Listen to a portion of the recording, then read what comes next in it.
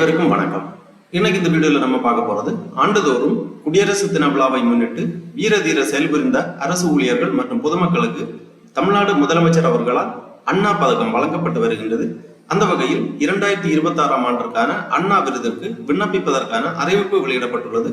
அரசு ஊழியர்கள், பொதுமக்கள், வீர தீர செயல்புரிந்தவர்கள் இந்த விருதிற்கு விண்ணப்பிக்கலாம். தகுதியுள்ளவர்கள் இணையதளம் வழியாக எவ்வாறு விண்ணப்பிக்க வேண்டும், இதற்கான தகுதிகள் என்ன அப்படிங்கிற அனைத்து தகவல்களையும் தெளிவா இந்த வீடியோல நம்ம பார்க்கலாம். இந்த வீடியோவை முழுசா பாருங்க. இந்த வீடியோவை நிறைய பேருக்கு ஷேர் பண்ணுங்க. மனித சேவை சேனலை சப்ஸ்கிரைப் பண்ணாதவங்க சப்ஸ்கிரைப் பண்ணி பெல் ஐகானையும் பிரஸ் பண்ணுங்க. 2026ஆம் ஆண்டு குடியரசு தின விழாவை முன்னிட்டு தமிழ்நாடு முதலமைச்சர் அவர்களால் அண்ணா பதக்கம் வழங்கப்பட இருக்கின்றது.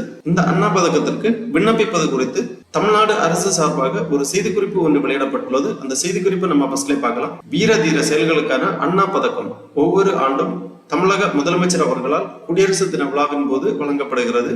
வீர தீர செயல்புரிந்த தமிழகத்தை சேர்ந்த விண்ணப்பதாரர்கள் மட்டுமே இப்பதக்கத்தினை பெற தகுதியுடையவர்கள் ஆவார்கள். பொதுமக்களில் 3 அரசு ஊழியர்களில் 3 அதாவது சீருடை பணியாளர்கள் உட்பட இப்பதக்கங்கள் வழங்கப்படும்.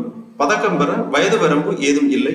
இவ்விருது ரூபாய் 1 லட்சத்திற்கான காசோலை மற்றும் ஒரு பதக்கம் மற்றும் தகுதியுரை ஆகியவை கொண்டதாகும். இப்பதக்கம் முதலமைச்சர் அவர்களால் 26/1/2026 குடியரசு தினத்தன்று வழங்கப்படும். 2026ஆம் ஆண்டிற்கான வீர தீர செயல்களுக்கான அண்ணா பதக்கம் விருதிற்கு பரிந்துரைகள் கோரப்படுகின்றன. வீர தீர செயல்களுக்கான அண்ணா விருதுக்கான விண்ணப்பங்கள் அல்லது பரிந்துரைகள் இந்த நோக்கத்திற்காக வடிவமைக்கப்பட்ட www.awards.tn.gov.in என்ற இணையதளத்தில் மட்டுமே பெறப்படும்.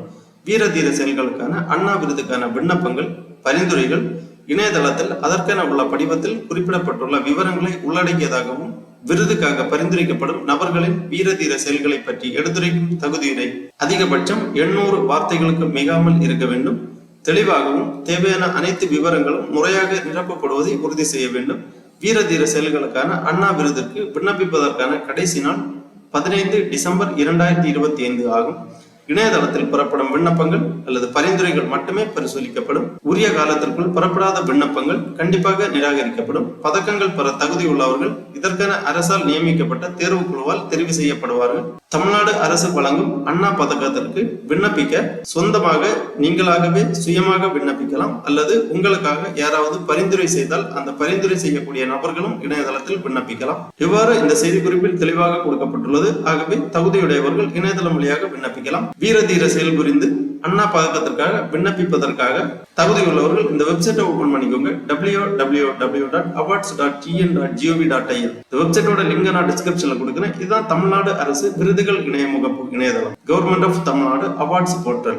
இந்த இணையதளத்தில் தான் தமிழ்நாடு அரசு வழங்கும் அனைத்து விதமான விருதுகளுக்கும் விண்ணப்பிக்க வேண்டும். வெப்சைட்டை ஓபன் பண்ணீங்கன்னா இதுல நிறைய தகவல்கள் எல்லாம் கொடுக்கப்பட்டிருக்கும்.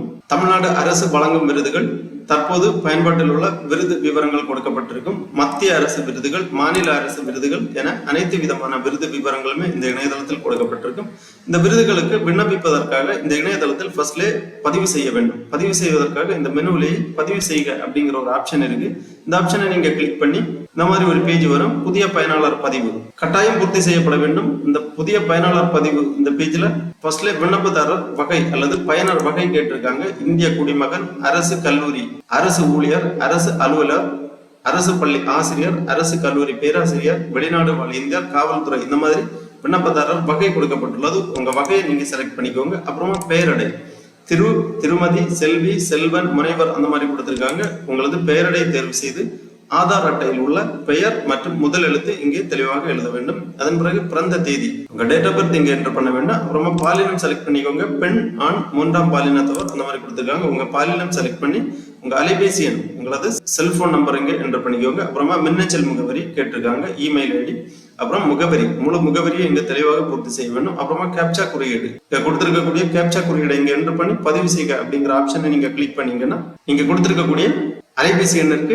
ஓடிபி சென்ட் பண்ணுவாங்க. அந்த ஓடிபியை நீங்க என்டர் பண்ணி வெரிஃபை பண்ணீங்கன்னா உங்க ரெஜிஸ்ட்ரேஷன் கம்ப்ளீட் ஆகும். அதன் பிறகு நீங்க லாகின் பண்ண வேண்டும். விண்ணப்பிப்பதற்காக லாகின் பண்றதுக்காக இந்த மெனுவிலேயே உள்நுழைக அப்படிங்கிற ஒரு ஆப்ஷன் இருக்கு. இதை நீங்க கிளிக் பண்ணி உங்க மின்னஞ்சல், உங்க பாஸ்வேர்டு, உங்களுக்கு பாஸ்வேர்டு SMS வழியா சென்ட் பண்ணியிருப்பாங்க. அந்த பாஸ்வேர்டு என்டர் பண்ணி இந்த கேப்சாவை இங்க என்டர் பண்ணி நீங்க சப்மிட் பண்ணீங்கன்னா உங்க டேஷ்போர்டு ஓபன் ஆகும். அதன் பிறகு நீங்க அரசு வழங்கும் விருதுகளுக்காக விண்ணப்பிக்கலாம். அண்ணா பதக்கத்திற்காக விண்ணப்பிக்கலாம். மேலும் பல்வேறு விருதுகளுக்காக விண்ணப்பிக்கலாம். விண்ணப்பித்த பிறகு உங்களுக்கு கன்ஃபர்மேஷன் SMS வழியா தெரிவிப்பாங்க. தகுதியுள்ள நபர்கள் தெரிவு குழுவால் தெரிவு செய்யப்பட்டு வரக்கூடிய 2026 குடியரசு தினத்தன்று தமிழ்நாடு முதலமைச்சர் அவர்களால் இந்த விருது உங்களுக்கு வழங்கப்படும். ஆகவே தகுதியுள்ளவர்கள் இணையதளம் வழியாக விண்ணப்பித்து பயனடைமாறு கேட்டுக்கொள்ளப்படுகிறார்கள். ஓகே நண்பர்களே, இந்த வீடியோ உங்களுக்கு உபயோகமா இருந்துச்சுன்னா லைக் பண்ணுங்க, ஷேர் பண்ணுங்க.